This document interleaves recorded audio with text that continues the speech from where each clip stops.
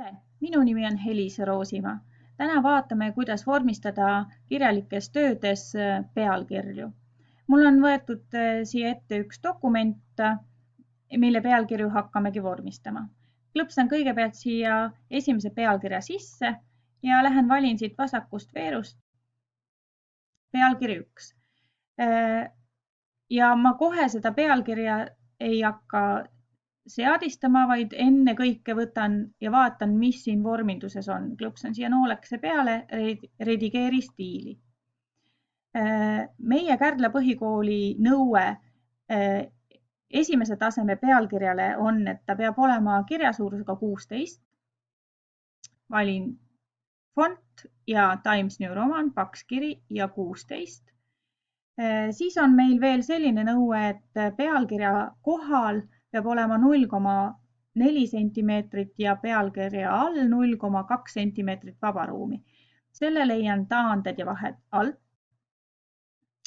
Vahed välja alt võtan 0,4 ja all 0,2. Lisaks on hea ära vaadata ka selline koht nagu tekstivoog. Klõpsan siia peale ja vaatan, kas mul on tehtud linnuke siia ette, kus on piirid, mis tähendab seda, et esimese taseme pealkiri peab alati algama uuelt leheküljelt. Kui siin on linnuke ees, on kõik väga hästi ja panen sobib. Nüüd lähen uuesti siia peale ja võingi klõpsata kohe selle pealkirja peale. Ja nüüd on näha, et ma sain pealkirja Times New Roman 16. Puudu on veel see, et meil peab olema suurtähtedest pealkiri. Võtan vormindus, tekst ja tähesuuruse vormindus ja suurtähed. Nüüd on meie esimene pealkiri paigas. Liigume tekstis allapoole. Järgmine pealkiri on samuti, mis peab olema antud juhul esimese taseme pealkiri. Klõpsan siia pealkirja peale ja valin pealkiri 1 ning nüüd on puudu ka siis ainult suurtähed. Valin ka selle siit. Vormindus, tekst, tähesuuruse muutmine ja suurtähed. Olemas. Liigun edasi. Järgmine pealkiri peab olema number 2 pealkiri. Jälle lähen vaatan ennem need seadistused üle, kas on õige. Redigeeri stiili.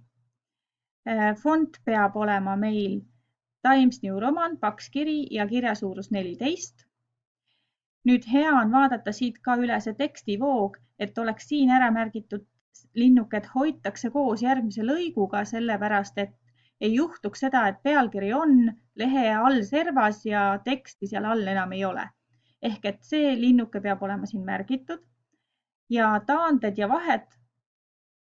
Lehelt saan jällegi vahed. Teise taseme pealkirja puhul on meil nõutud ülevalt 0,3 ja alt 0,2. Ja siis võin panna sobib. Ja nüüd võtan jällegi siit ja klõpsan selle peale. Veel pealkirju. Klõpsame siit nii palju, kui meil vaja on. See peab olema esimese taseme pealkiri. Nägite, nüüd ta läks kohe uuele lehele, eks ju, sest et ta on pealkiri 1.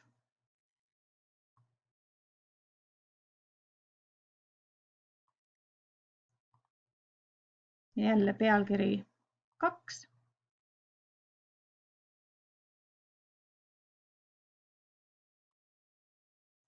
See peab olema jällegi pealkiri 1. Ja hakkas jälle uuelt lehelt. Nüüd meil on vaja ka pealkirjad nummerdada. Mõned pealkirjad nagu sissejuhatus, kokkuvõte, kirjalikud allikad ja need jäävad küll nummerdamata, aga kõik ülejäänud pealkirjad on meil vaja nummerdada. Selle jaoks ma lähen uuesti töö algusesse. Selle sissejuhatuse jätan praegu välja, aga hakkan nummerdama alates siit teisest pealkirjast ja valin siit nummerdus sees väljas numberloendi, rohkem sätteid, liigendus ja valin sellise nummerdusviisi. ja panen sobib. Nüüd, kuna mul on eespool ka sissejuhatus esimese taseme pealkiri, siis sinna tuli ette number 1, aga seal ühte olla ei tohiks. Ta peab olema küll loetletud kui nummerdatud, aga ta ei tohi olla nummerdatud. Võtan siit lihtsalt ära selle number 1 ja nüüd iga järgmine pealkiri hakkab mul ilusti jooksma. Kui on teise taseme pealkirjad, siis nummerdatakse vastavalt 2.1, 2.2 ja nii edasi. Ja iga pealkiri hakkab siis oma õige numbriga.